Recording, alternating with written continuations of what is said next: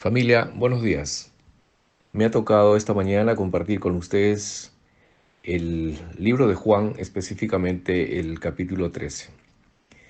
Y dice precisamente en el versículo 1: antes de la fiesta de la Pascua, sabiendo Jesús que su hora había llegado para que pasase de este mundo al Padre, como había amado a los suyos que estaban en el mundo, los amó hasta el fin.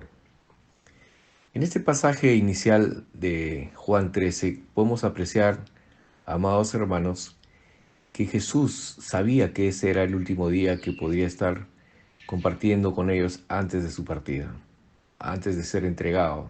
Entonces, ese día Jesús dejó mensajes específicos a sus discípulos y a través de ellos a la humanidad por siempre.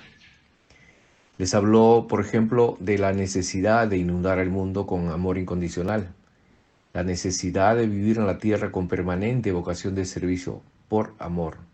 De esa manera glorificamos al Padre como Jesús glorificó durante su permanencia en la tierra. Él dejó un testimonio vivo con su ejemplo de servicio por amor a los demás. Esto lo podemos ver claramente en este pasaje donde Él lava los pies a sus discípulos. Está en el versículo 13 y 14. Dice: vosotros me llamáis Maestro y Señor, y decís bien, porque lo soy. Pues si yo, el Señor y Maestro, os lavé los pies, también vosotros debéis lavaros los pies unos a otros. Porque ejemplos di para que como yo os hice, así también hagáis vosotros. Es decir, Jesús estaba dejando una enseñanza de vocación de servicio por amor. Y además, de esa manera también mostrándole a los discípulos que había la necesidad de entre unos y otros amarse, ayudarse, servirse, ¿no? Y esto se prolonga, el amor, el servicio, a quienes tampoco eran parte del entorno de los discípulos. Es decir, en todo tiempo, en todo lugar y con todas las personas tendríamos que practicar esta enseñanza de Jesús. En el versículo 4 al 17 explica largamente otro encargo que le va a dejar a sus discípulos. Pero el versículo específico de Juan 13:4 dice: ustedes saben que ningún esclavo es más importante que su amo y que ningún mensajero es más importante que quien lo envía. Si entienden estas cosas, háganlas y así Dios los bendecirá.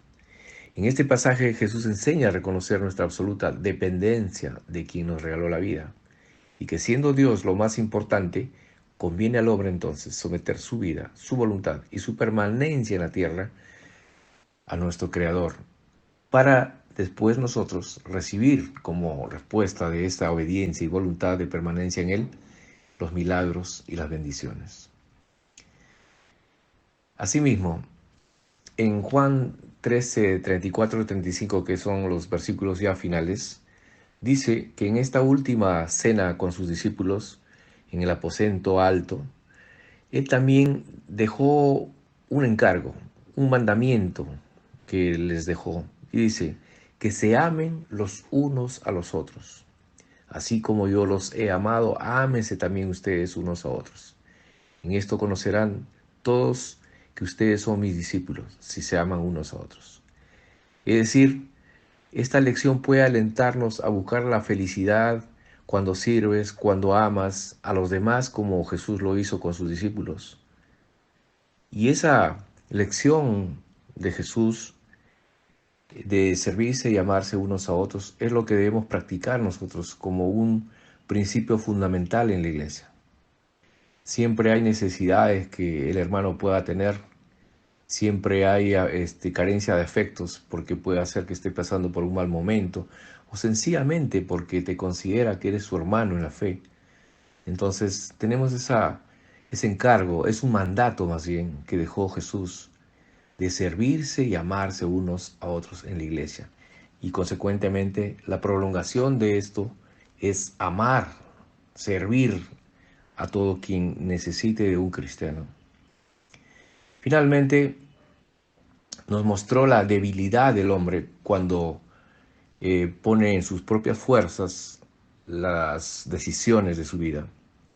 Y esto es el caso de Judas, que por unos denarios traicionó a Jesús entregando a su maestro en manos de quienes lo van a crucificar posteriormente.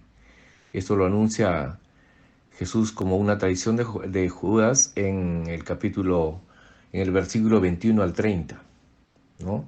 Donde realmente lo desnuda frente a sus hermanos discípulos, ¿no? Los hermanos discípulos saben al final, porque Jesús dice incluso, yo mojaré el pan y le daré de comer, y este será el que me va a traicionar. Y se lo da a Judas. Un poco que no entienden los hermanos los hermanos discípulos de Jesús este acto. Pero Jesús estaba diciéndole a Judas que tu debilidad por querer solucionar tal vez tus temas económicos está haciendo que me traiciones por un poco de dinero. Esto es la debilidad del hombre cuando confía en sus propias fuerzas. Pero también en ese mismo momento muestra la debilidad de Pedro cuando anuncia la negación de Pedro, porque él le dice, Señor, ¿a dónde vas? Y él le dice, a dónde vas aún no puedes tú seguirme, pero después sí me vas a seguir.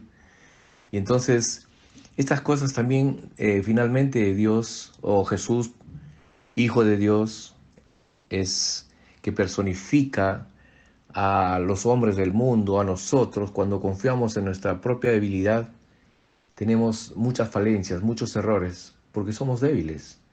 Pero si nosotros nos aferramos a las fuerzas que nos da el poder de Dios a través de su Santo Espíritu, al poder de la palabra, y es decir, apoyándonos en lo que significa vivir en Cristo, para Cristo y con Cristo, entonces tenemos una vida mucho más fácil y feliz.